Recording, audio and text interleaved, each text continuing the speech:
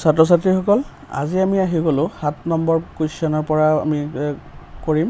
last ভিডিওটোত আমি 1 পৰা 6 লৈকে কৰিছিলো চেপ্টাৰ 2 ৰ এক্সাৰসাইজ 2a আজি এতিয়া চাই লওঁ কি কৈছে 7 নম্বৰ প্ৰশ্নটো 7 নম্বৰ প্ৰশ্নটো চাই কি কৈছে the following questions have 4 option each tick the correct one কৈছে যে ইয়াত চাৰিটা অপচন দিয়া আছে যেটো কাৰেক্ট হয় তাত ৰাইট চিন দিব দিছে ফাৰ্স্ট 4 মাল্টিপলস অফ 5 5 ৰ মাল্টিপলস কি হয় এটো কোনটো হ'ব 10 15 20 25 একিটাও হয় কিন্তু ফার্স্ট 4 বুলি কৈছে ফার্স্ট 4 বুলি কলে 5 1 যা 5 আহিব 1 পাইব 5 1 যা 5 হলে এটো এটা আছে এটো এটা আছে যে কোনটো হ'ব 5 1 যা 5 5 2 যা 10 10 ইয়াত নাই তে এটো নহব 5 2 যা 10 এটো আছে এটো হ'ব তো নেক্সট টুটো হ'ব কি total number of factor of 25 is এতিয়া ফ্যাক্টর অফ 25 আমি যদি কৰিব লওঁ ইয়াত সোয়া আমি তো কৰিছিলো ফ্যাক্টর 1 into 25 2 দিন আজায় 3 দিন আজায় 5 দি যাব 5 5 যা 25 এটা কি কিমানটা পালো এটা দুটা তিনটা পালো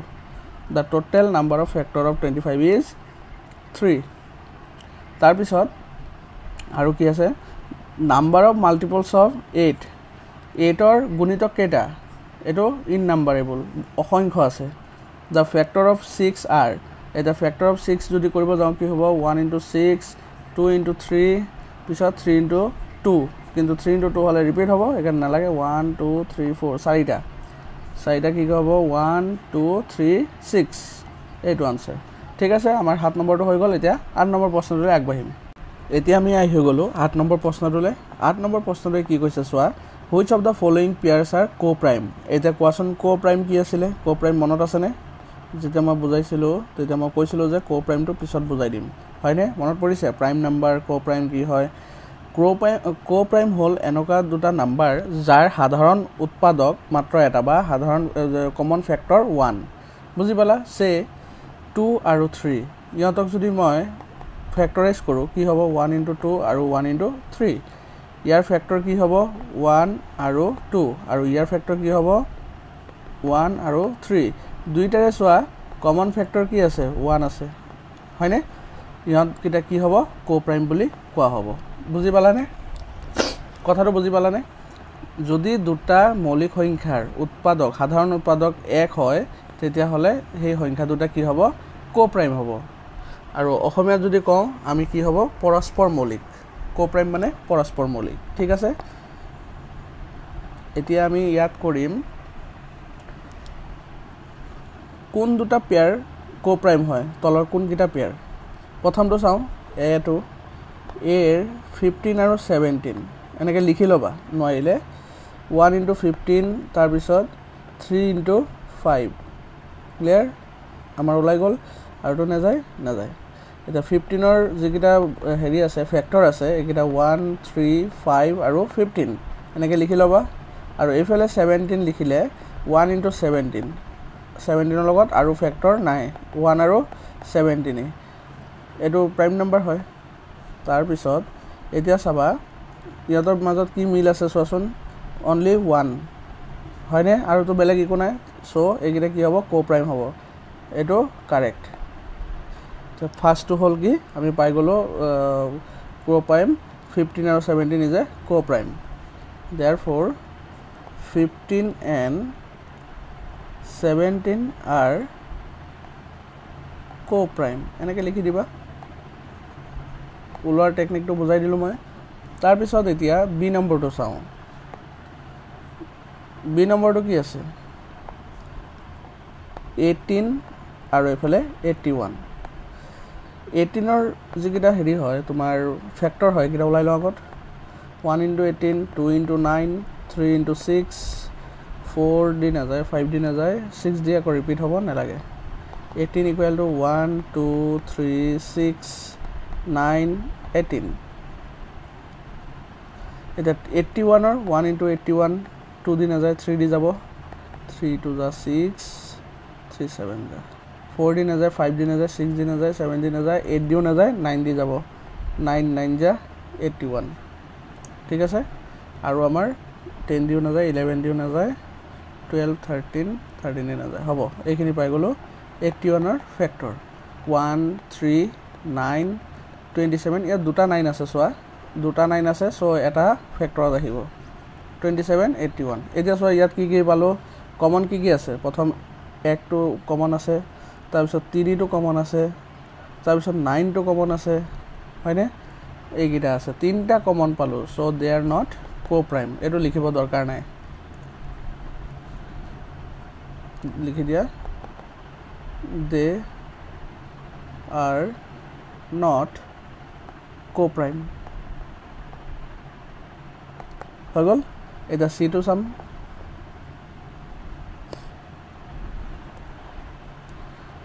b টো হৈ গল c টো দেখকে নহব কাৰণ কিয় ইয়াত চোৱা 30 টো যদি মই হেৰি কৰো ফ্যাক্টৰাইজ কৰো 1 * 30 তাৰ পিছত 2 * 15 তাৰ পিছত 5 * আকৌ হে 2 * 15 আছে 3 দিও যাব 3 * 10 তাৰ পিছত 5 * 6 আকৌ ইয়াত কিয় মই ধৰিলো কেনেকে ধৰিলো চোৱা more than one factor common থাকিব কাৰণ কিয় ইয়াত 1 টো থাকিবই তাৰ পিছত 5 দিও হ'ব বাকি কিটা নেদেখুৱালো 5 দি দেখুৱাই দিলো 5 8 যা হল তোমাৰ 5 8 যা 40 আৰু 5 3 যা 15 হৈ গল এটা চোৱা তোমাৰ 1 টো কমন আহিলেই তাৰ পিছত 5 ও আহিব চোৱা এই কাৰণে কো-প্ৰাইম নহয় এটো দৰকাৰ নাই লিখিবলৈ ঠিক আছে তাৰ পিছত আমাৰ এটা d টো কৰিম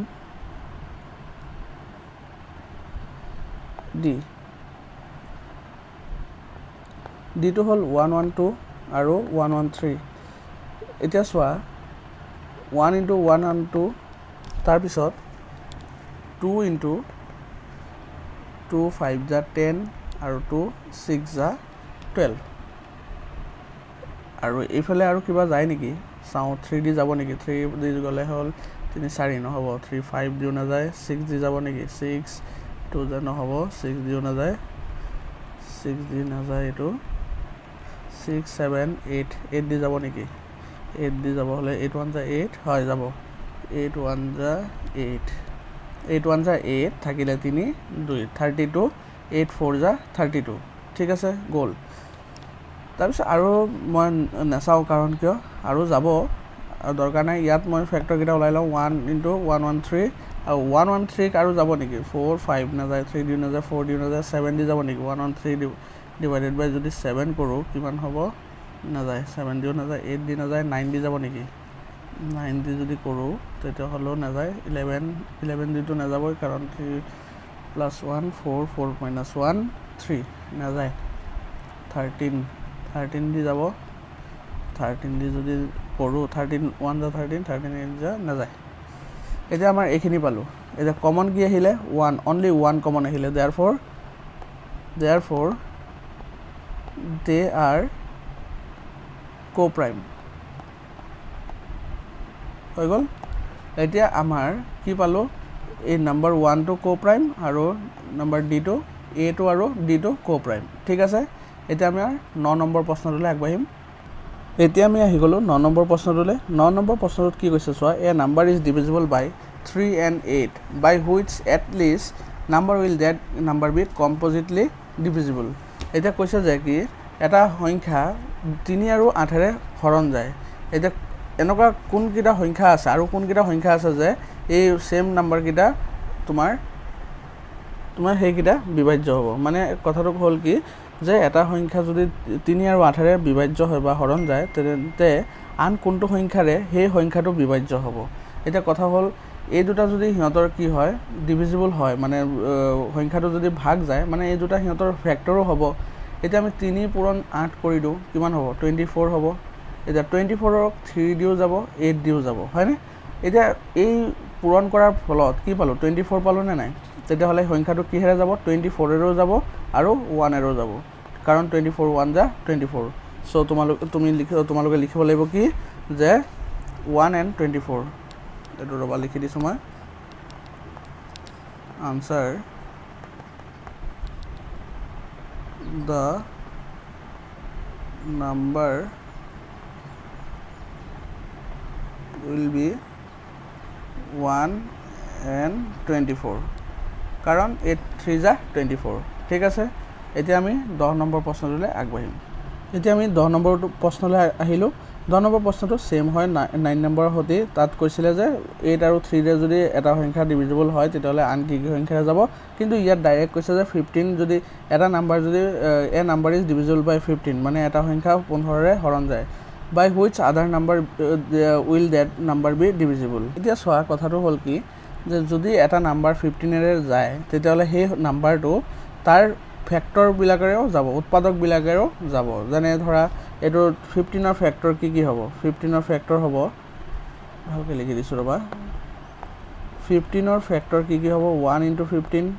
তাৰ পিছত 3 * 5 5 * 3 নালাগে এইকিটা ফ্যাক্টৰ 1 3 5 15 এতিয়া আমাক প্ৰশ্নত ক্লিয়াৰলি কৈ দিছে যে এটা সংখ্যা 15 ৰে ডিভিজিবল হয় তো বাকি কি কোন কিটা সংখ্যাৰে এই সেই সেম নাম্বাৰটো ডিভিজিবল হ'ব 1 এৰে যাব 3 ৰে যাব আৰু 5 এৰে যাব এটো হল আমাৰ আনসাৰ তো আমি আনসাৰটো এনেকৈ লিখিম যে the other numbers will be 1 3 and 5 ঠিক আছে আমাৰ 10 নম্বৰটো হৈ গল এতিয়া আমি 11 নম্বৰটোলে আগবাঢ়িম এতিয়া সোৱা কি কৈছে examine whether the number is prime or not একিটা পৰীক্ষা কৰিব দিছে এই নাম্বাৰ কিটা প্ৰাইম হয় না নহয় প্ৰাইম হলে প্ৰাইম লিখিবা আৰু নহলে ন লিখিবা এতিয়া আমি ফাৰ্ষ্টত এটো কৰিম 101 এতিয়া 101 ৰ ফ্যাক্টৰ কেটা উলাই লও 1 * 101 তাৰ পিছত এটোটো 2 ৰে না যায় 3 ৰে যাব নেকি 3 ৰেও না যায় 3 ৰে যাব হলে গুটেকিটা প্লাস কৰিলে 3 মাল্টিপল হ'ব লাগিব 3 ৰে না যায় এইটোই থাকি যাব তেটা হলে ইয়াৰ হেৰি কি পালো 101 ৰ 1 and 101 মানে এটো প্ৰাইম therefore prime হৈ গল এটো আনসাৰ হৈ গল আমাৰ তাৰ পিছত আছে বি নাম্বাৰটো কি 117 117 ৰ আমাৰ ফ্যাক্টৰ কেটা কি হ'ব 1 * 117 হ'ব তাৰ পিছত 2 ৰে না যায় 3 ৰে যাব কাৰণ 7 সোৱা 7 + 1 নেক্সট মানে যেটো চেপ্টাৰ আছে তাতে মই বুজাই দিম মানে কিছুমান কেনেকৈ যায় 2 ৰে কেনেকৈ যায় 3 ৰে কেনেকৈ যায় 5 ৰে কেনেকৈ যায় কিটা ৰুল আছে কিছুমান একে সহজে বুজি পাবা চিন্তা নকৰিবা 7 + 1 8 8 + 1 9 9 টো কি হয় 3 মাল্টিপল হয় 3 মাল্টিপল হলে তে গুটেটো যাব 3 * 3 সৰি হ'ব 3 1 * 3 3 2 6 3 3 9 3 3 9 কিমান ৰিমেইনিং থাকিলে 2 ৰিমেইনিং 27 3 9 27 ঠিক আছে এটো আমি পালো তাৰ পিছত আৰু আছে নেকি 4 ৰে না যায় 5 ৰে না যায় 6 ৰে না যায় 7 ৰে যাব নেকি 7 1 7 33 47 না যায় হৈ গল একিটাই হৈ গল আমাৰ therefore this is not a prime লিখি দিলো হৈ গল এতিয়া আমাৰ সি টো কৰিম সি টো কি আছে 233 233 প্ৰাইম হেৰি ফ্যাক্টৰ কেটা কি হয় 1 * 233 এটা 3 ৰে যাব নেকি 3 + 3 6 6 + 2 8 না যায় 4 এৰো না যায় 5 এৰো না যায় 6 এৰো না যায় 7 এৰো যাব নেকি 7 এৰো না যায় 8 এৰো না যায় মানে এইকিটা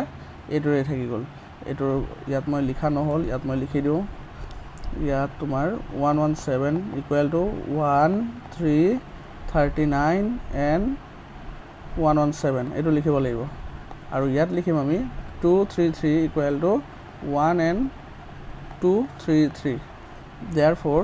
এটো লিখি দিয়া therefore prime therefore these are prime number বা prime লিখিলে হল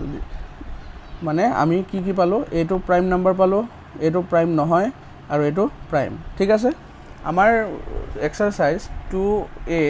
ইয়াতে সমাপ্ত হৈছে আমি নেক্সট ক্লাছত আমাৰ কি কৰিম 2b ৰ পৰা স্টাৰ্ট কৰিম যদি ভিডিওটো ভাল পাইছা বা অংককিটা বুজি পাইছা তেন্তে ভিডিওটোত এটা লাইক কৰিবা আৰু যদি চেনেলত নতুন হৈ আছা তেন্তে চেনেলটো সাবস্ক্ৰাইব কৰি লবা আগলৈ এই ধৰণৰ ভিডিওবোৰ পাই থাকিবৰ কাৰণে ধন্যবাদ